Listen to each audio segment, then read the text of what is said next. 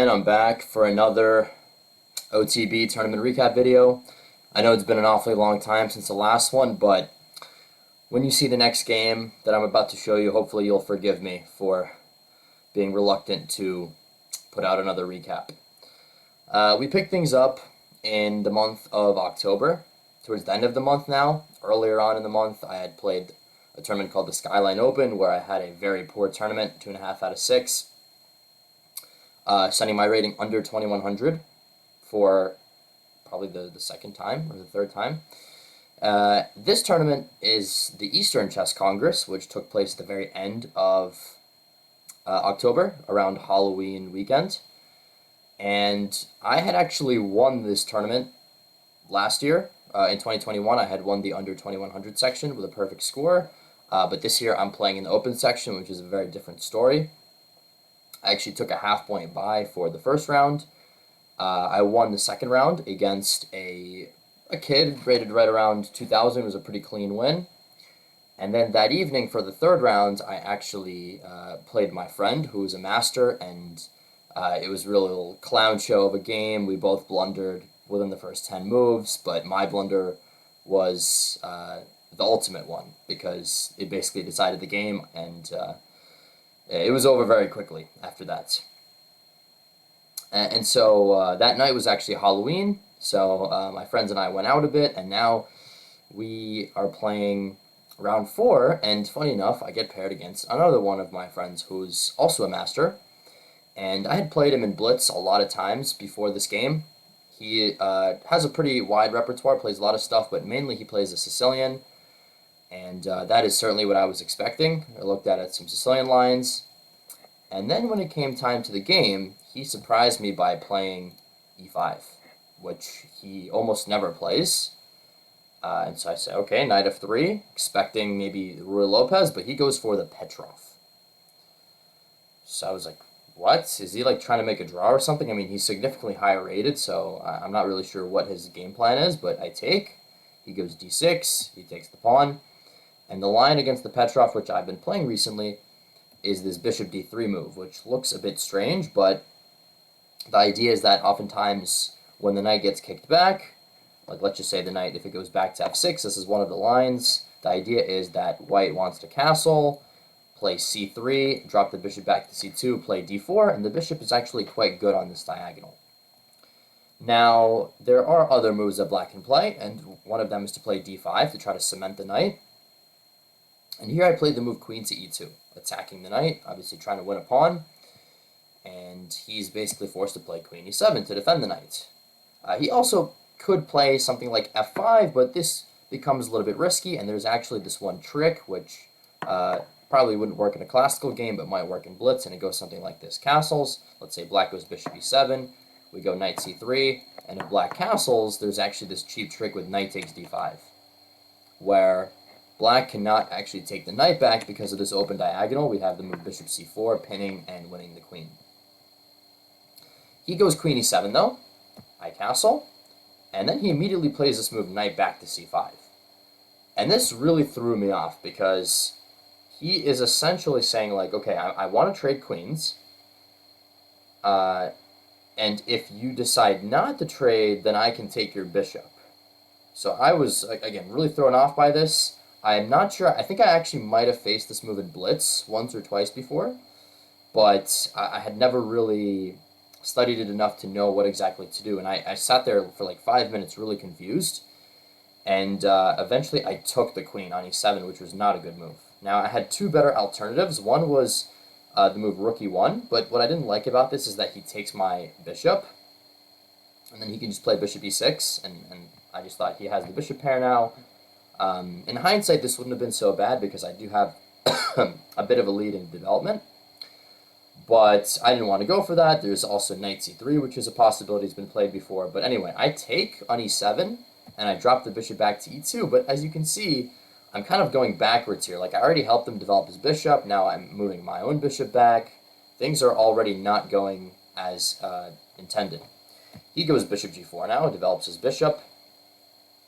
I go rook to e1, he castles.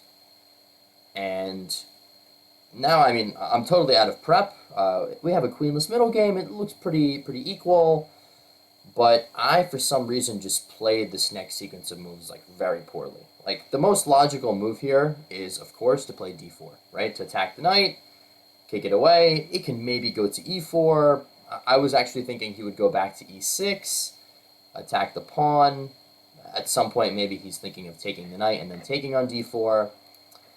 So I was thinking maybe to play c3 and reinforce it. And then I decided, you know what, let's not put the pawn on d4 because maybe, it gets under pressure. Let's just play d3 because now his knight can't come to e4. My structure is very stable. That's what I thought. He just goes c6, just reinforcing his pawns. And he actually waits for me to play h3, attacking the bishop, but his whole idea the whole time was to take the knight anyway and give up the bishop because my bishop really isn't that great. It kind of just stares into a pawn chain. And aside from this open file, the position's pretty closed.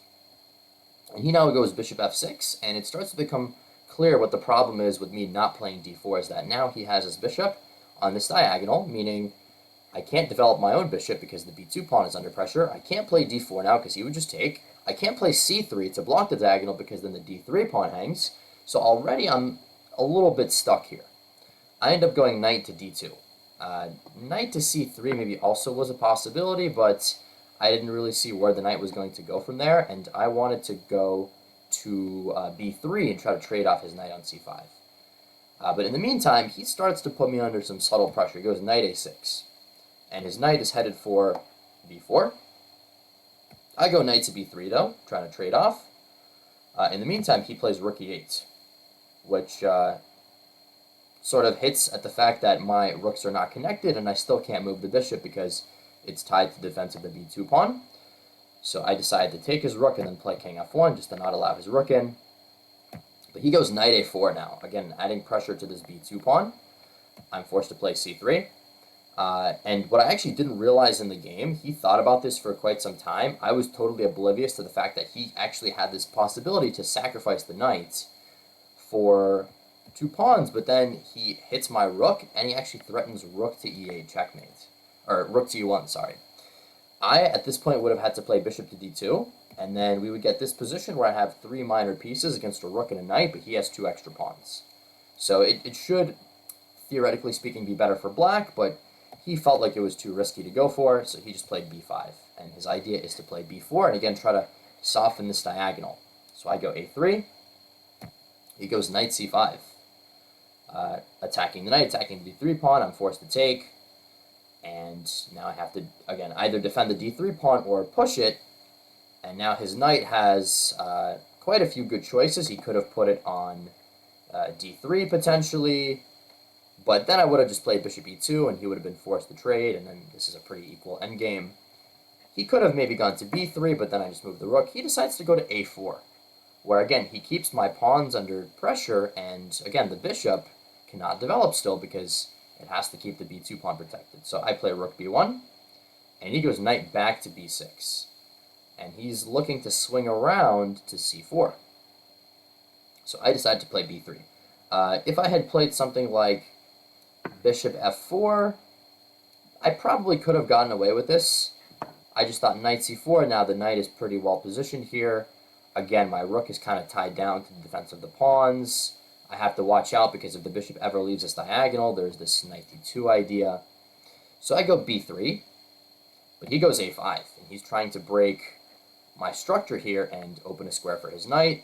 And I was already starting to get kind of low on the clock, and I was very frustrated with defending this kind of slightly worse position without much play, and I really started to mess things up. I played the move bishop e3.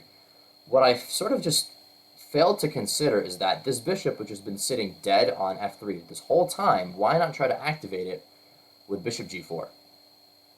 The point is that now, if he initiates some kind of a trade here and moves his knight away, I can play bishop to d7 and start to eat through his pawns. And he can take my pawn as well, but eventually what's going to happen is all the pawns are just going to get traded, and it's just a draw. Or actually, I might even have better chances here because I have the bishop pair, and the position is now wide open. But this idea just totally escaped me. I played bishop e3.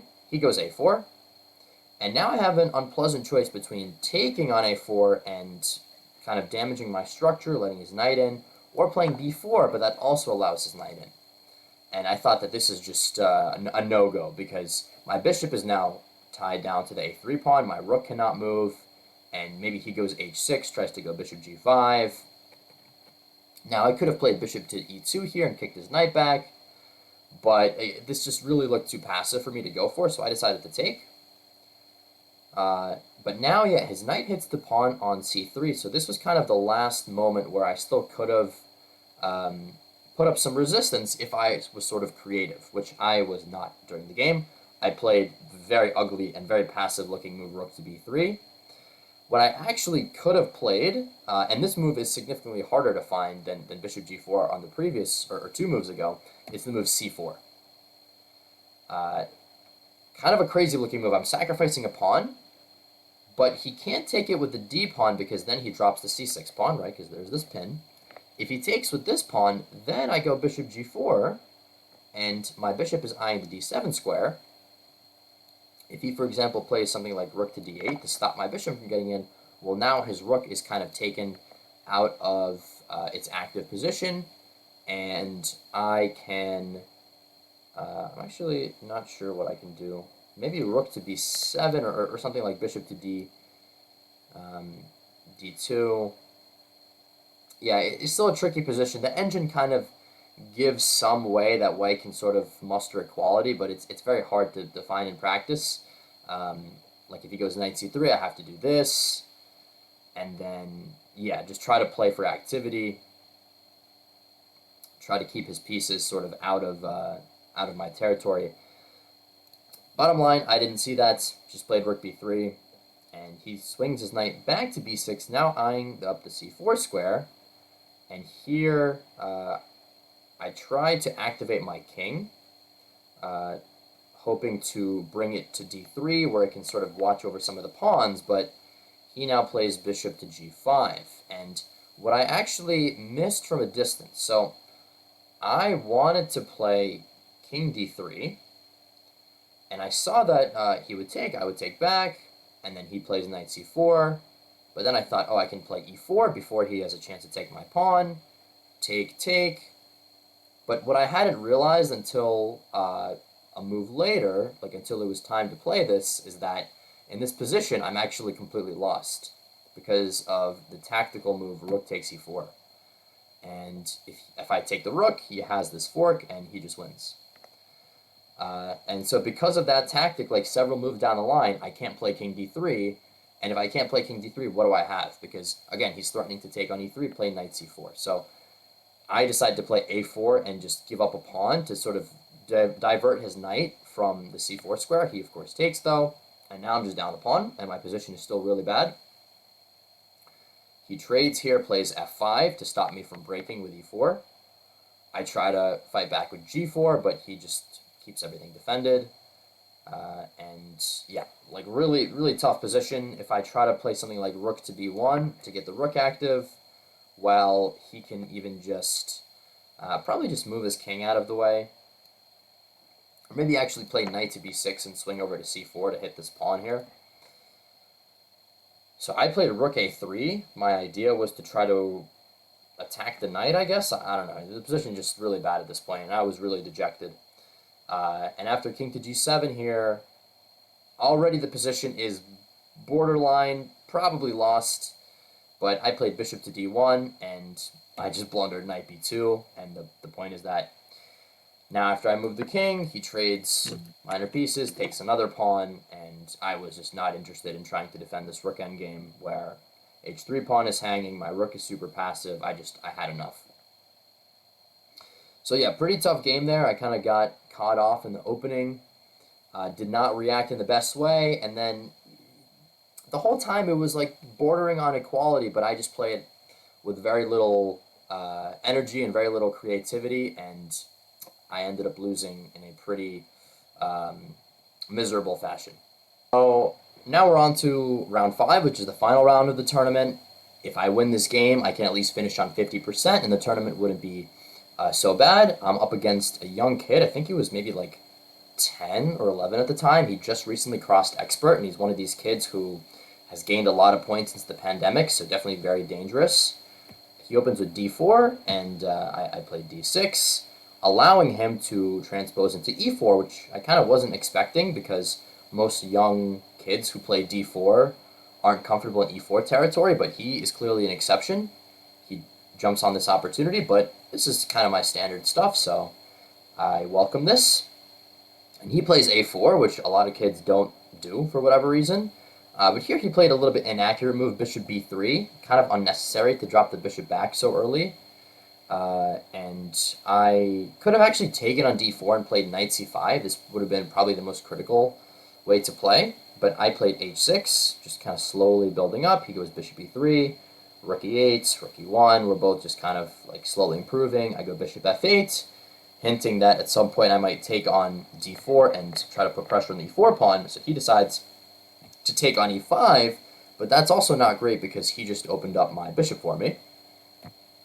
He goes h3 just to not allow any knight g4 stuff.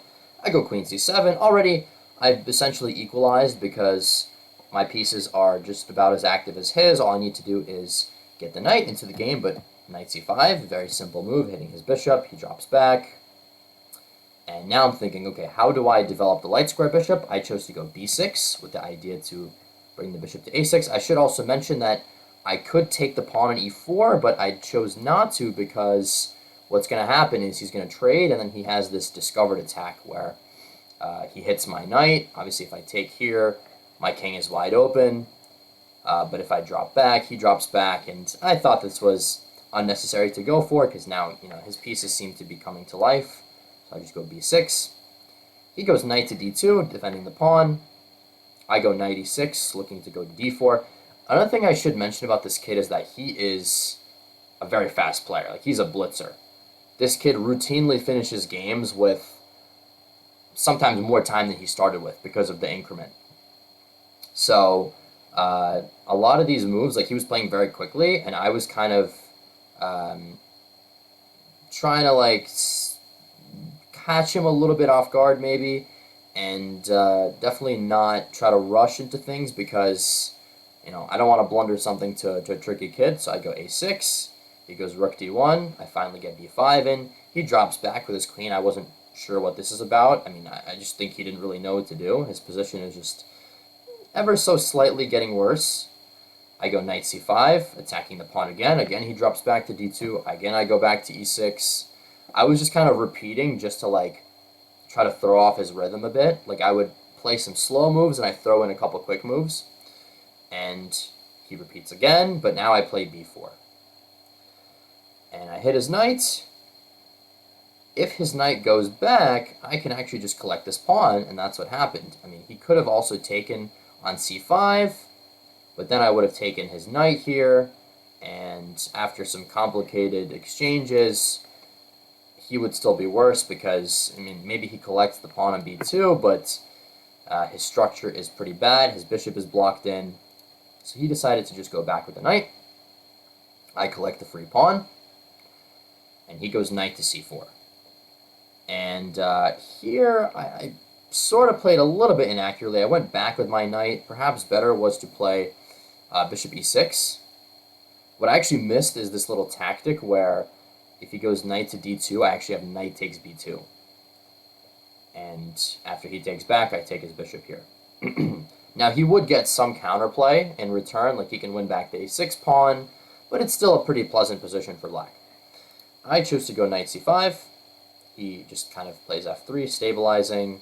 I activate the bishop, come back to defend the knight, and I should have probably started to push on the queen side with like a5, a4, try to, maybe get a pass pawn, but I played knight back to a4, threatening knight takes b2, but he just attacks my knight. I have to go back, and he now sort of turned his attention to go for some kingside counterplay. He played queen g3, threatening bishop takes h6. I decided to first take his bishop. He took back with the pawn. And here I played the move king to h7, just getting out of the pin. Another move I could have played is the move bishop to c5, which prevents bishop takes h6. What I didn't like was that after bishop takes and knight takes, he can actually win the pawn on e5. It's no longer protected, and I looked at queen takes, knight takes, and there's all these trades, and it looks about equal at the end, which is true, but what I missed is that after he takes on e5, instead of taking the queen, I have this very nice sort of intermediate move, queen to a7, which gets out of the queen trade and threatens a discovered attack along the diagonal, and it also threatens bishop takes with also a discovered attack. So he's forced to play queen d4. I can go rook d8. He has to go back with the queen, and now I can seize the initiative with a move like knight to d3.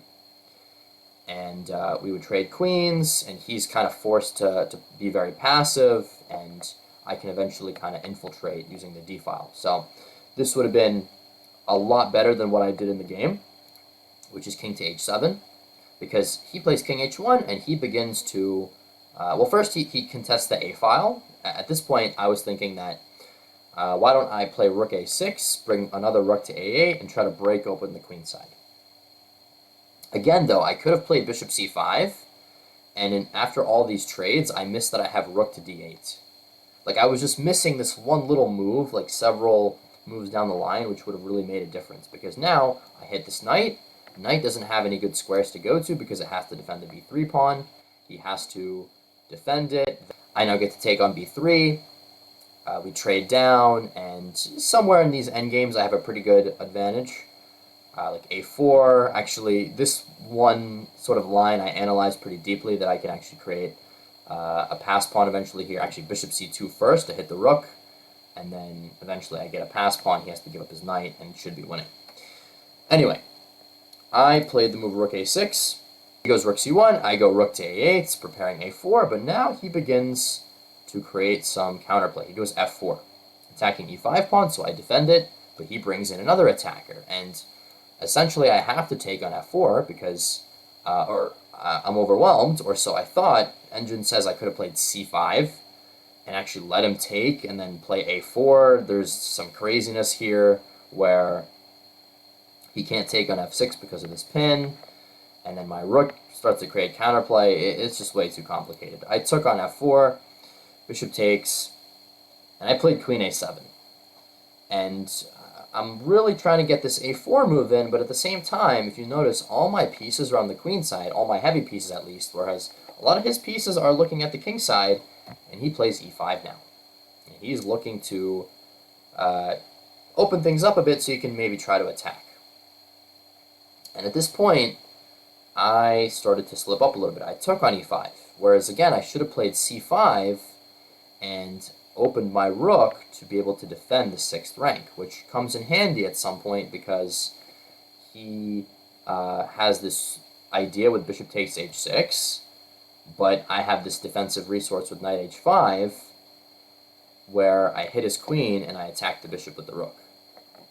And actually there's this really cool idea with queen d3, he hits the bishop, I have bishop e4. And he can't take because of knight g3, and otherwise I take his bishop. I took on e5 though, and the problem is that now this diagonal leading up to my king is really soft, and he has a lot of potential checks. And also I have to watch out for some tricks, like queen d3. I didn't want to put my king on g8 because I saw that he has this trick with knight takes c6, and if I take, he can actually sacrifice his rook, and then go queen d5 check and pick up the rook. What I actually missed though is that instead of taking back the knight, I can play queen f7, which defends the diagonal while hitting his bishop. So, little counter-defensive resource there. Instead, I played king h8, though, getting out of the check, and he goes back to g3, looking to maybe get knight g6 check in. In the meantime, I need to get my pieces back into the game quickly, because it's clear that a4 is just too slow of a plan. So I go queen b7, he goes check, I go king h7, he swings his queen over again, looking for a discovered attack. I go back. He brings his queen back, and I go c5. And what I had calculated is that I knew he was going to take the bishop, and I knew he was going to take on c5. And he wins his pawn back. Opposite color bishop endgame, or so it might seem. But I had this one little move planned ahead of time, and that is that I, in this position, can actually take on g2. And if he takes with the queen, at the end of the line, his bishop is going to hang. What he could have done is played king h2 and try to continue the game. I would have played rook f7 just to stop him from playing rook c7, and maybe he can try to play rook g1, still try to complicate things, but he actually took the bishop, which I'm happy to see, because now we just trade into an endgame where only I can play for a win. And actually, this is already very close to winning. He goes king g3 here. I bring the rook to d4, threatening rook d3. He took on a5. I decided just to trade rooks and win the pawn on b3.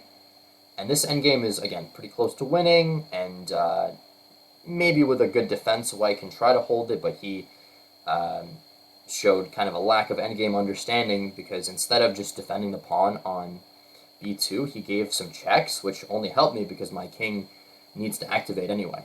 And when he goes back, my king is already very close to the center. I played h5 check, trying to deflect his king from the defense of the h3 pawn so I can create a passed pawn on the king side.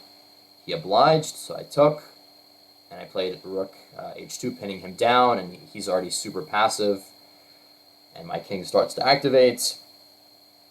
He goes rook a2, hoping for one last trick. If I go king c4, he has b3 check, and he can take my rook. But I just go b3 and take his pawn, and now it's very simple. I mean, even if I didn't have this g-pawn, it would be winning.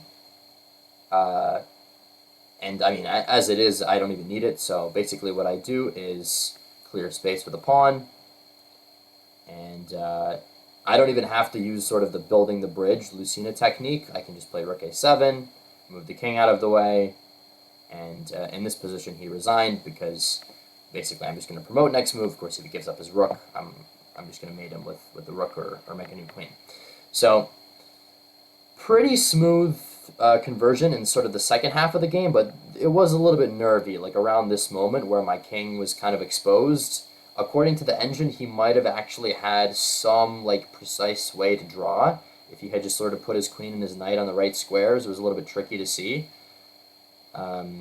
He had like some checks that he had to navigate, but once I was able to calculate out that I can give up the pawn on c5 to take on g2 and trade, it was pretty smooth. So I was happy with the way that I finished the tournament. I gained a few points, not enough to put me back over 2100, but at least moving back in the right direction after a bad tournament.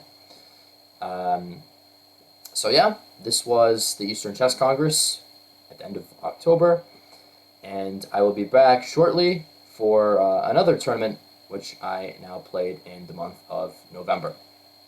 Thanks for watching, and stay tuned for more.